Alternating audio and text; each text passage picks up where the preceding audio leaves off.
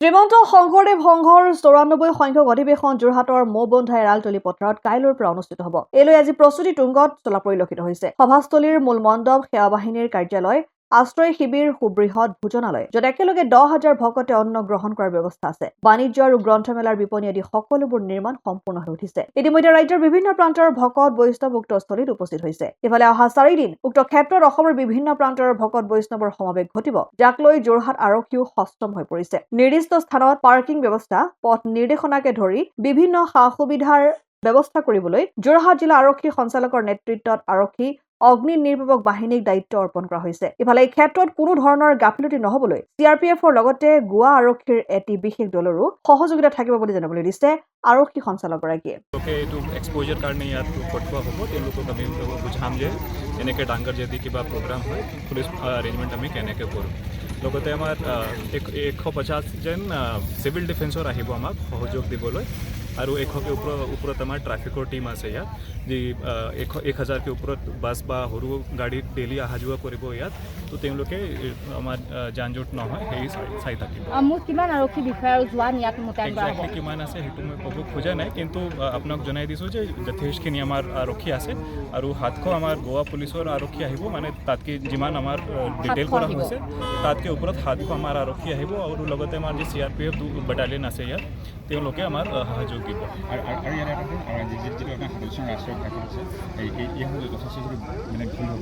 সেইকাৰণে মই কৈছোঁ যে 100কে ওপৰত আমাৰ ট্ৰাফিক টীম আছে, আৰু লগতে অহা আৰক্ষীজন বা গোৱা পুলিচৰ যি আহিব তেওঁলোকক আমি এক্সপ'জাৰ কাৰণে এইটো ডিউটিত আমি ডিটেইল কৰিম। কেতিয়াবা উজনিলৈ যোৱা মূল পথ সেইটোৱে, ওৱান ৱে কৰাৰ কিবা ব্যৱস্থা কৰিছে নেকি? ওৱান ৱে কৰাৰ ব্যৱস্থা কৰা নাই, কিন্তু ইয়াত 4 লেন আছে। সেইকাৰণে এটা লেন আমি অধিৱেশন কাৰণে ডিটেইল কৰি দিম, আৰু বাকী 3 লেন অহা যোৱাৰ কাৰণে খোলা থাকিব। যিসকল ভক্ত আহিব তেওঁলোকৰ কাৰণে পাৰ্কিঙৰ ব্যৱস্থা ক'ত কৰা হৈছে?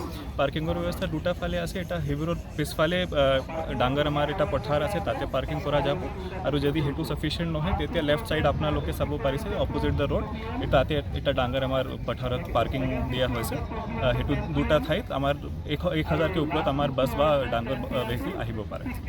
ওৱান ৱে বন্ধ থাকিব বুলি কৈছে, ক'ৰ পৰা ক'লৈ ডিষ্টেঞ্চ? মানে এইটো প্ৰথম যি আপোনাৰ ইয়াৰ পৰা চাইছে যে ইয়াত যি ইউটাৰ্ণ আছে সেইটো কাজিৰঙা ইউনিভাৰ্চিটিৰ ওচৰত আছে, তো সেইটো লেন আমি হাফ লেন ক্ল'জ কৰি থাকোঁ। অসমাদিত্য টিয়ক NKS হুণ্ডাইলৈ স্বাগতম। নৰ্থ ইষ্টৰ প্ৰথম GDSI 2.0 ফিচাৰ্ছ ডিলাৰ হৈছে NKS হুণ্ডাই।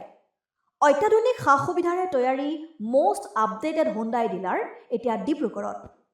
আমাৰ NKS হুণ্ডাই ডিলাৰত open sales consulted room, customer ৰুমৰ লগতে পুৰণি গাড়ীৰ এক্সচেঞ্জ ফেচিলিটিও ৰখা হৈছে।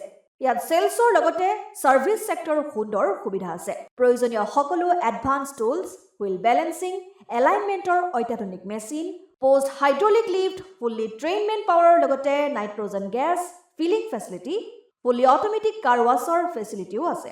লগতে NKS হুণ্ডাই ডিলাৰে কাষ্টমাৰসকলৰ সুবিধাৰ্থে মোবাইল ছাৰ্ভিচ ভেনৰো ব্যৱস্থা ৰাখিছে, য'ত হাইড্ৰলিক লিফ্ট, ৱাছিং facility, wheel balancing, tyre pressure check কৰাৰ লগতে বহুখিনি সুবিধাই উপলব্ধ আছে। NKS হুণ্ডাইলৈ আহক আৰু সুবিধাসমূহ গ্ৰহণ কৰক।